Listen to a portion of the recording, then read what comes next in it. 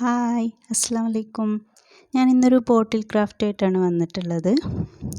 ഞാൻ എന്താണ് ഇതുകൊണ്ട് ചെയ്യാൻ പോകുന്നുള്ളത് ഞാൻ ലാസ്റ്റ് പറയാം. ഇപ്പോൾ ഞാനിതാ ഈ ബോട്ടിൽ എടുത്തിട്ട് അതിൻ്റെ മുകളിലൂടെ ഈ മാർക്കർ ഉപയോഗിച്ചിട്ടൊരു ലൈന് വരച്ചെടുക്കുന്നുണ്ട്. ഈ ബോട്ടിൽ ഓൾറെഡി ഒരു ഡിസൈൻ ഉണ്ട്, അതിലൂടെയാണ് ഞാൻ വരച്ചെടുക്കുന്നത്. നിങ്ങൾക്ക് വേണമെന്നുണ്ടെങ്കിൽ ഇതൊരു റൗണ്ട് ഷേപ്പിലൊക്കെ വരച്ചെടുക്കാൻ പറ്റും.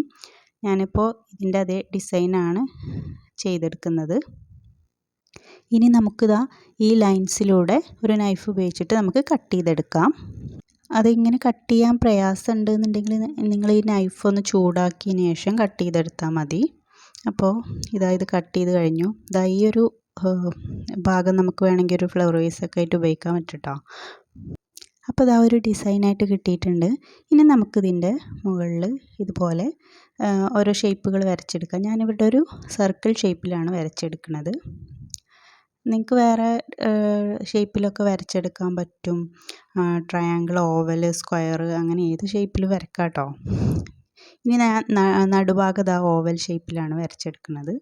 ഇത് കാണുമ്പോൾ ഒരു ഭംഗി ഇരുന്നോട്ടെ എന്ന് വിചാരിച്ചിട്ടാണ് ഇങ്ങനെ ഡിഫറെൻറ്റ് ഷേപ്പിൽ വരക്കുന്നത്.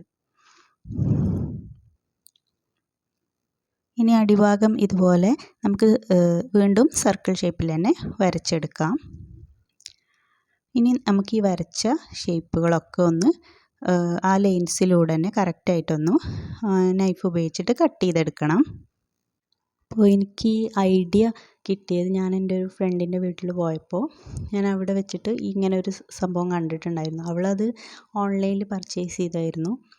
പക്ഷെ ഞാൻ ആദ്യമായിട്ടാണ് കേട്ടോ അങ്ങനെ ഒരു സംഭവം കാണുന്നത്. ഞാനപ്പോൾ എനിക്കത് വളരെയധികം ഇഷ്ടമായി. അങ്ങനെ പിന്നീടാണ് ഞാൻ ഇങ്ങനെ ഒരു ബോട്ടിൽ യൂസ് ചെയ്തിട്ട് ഈ ഒരു സംഭവം ചെയ്തെടുക്കാം എന്നുള്ളൊരു ഐഡിയ എനിക്ക് കിട്ടിയത്. അങ്ങനെ ഞാനത് ചെയ്ത് നോക്കി. അപ്പോൾ നിങ്ങൾക്ക് ഈ സംഭവം ഇഷ്ടമായിട്ടുണ്ടെങ്കിൽ നിങ്ങൾ ലൈക്ക് ചെയ്യാൻ മറക്കരുത്. ഇത് മറ്റുള്ളവർക്കും ഷെയർ ചെയ്ത് കൊടുക്കുക.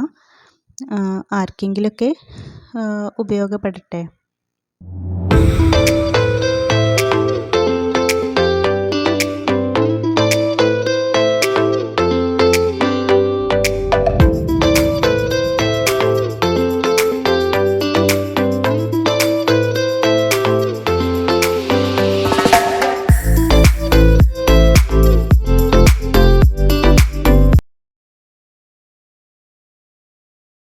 അപ്പോൾ നമ്മുടെ പ്ലാസ്റ്റിക് ബാഗ് ഡിസ്പെൻസർ ഇവിടെ റെഡി ആയിട്ടുണ്ട്.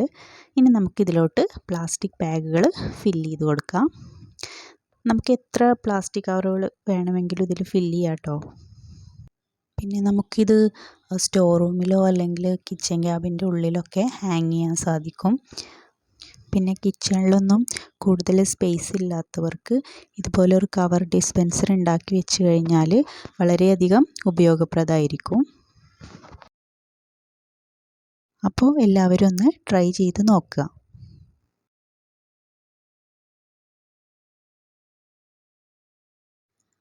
ഇനി നമുക്ക് ഈ ഹോൾസിലൂടെ നമുക്ക് ഈ കവറുകൾ റിമൂവ് ചെയ്യാം. വളരെ ഈസി ആയിട്ട് നമുക്ക് റിമൂവ് ചെയ്തെടുക്കാൻ സാധിക്കുന്നുണ്ട്. അപ്പോൾ താങ്ക്സ് ഫോർ വാച്ചിങ്. ബൈ.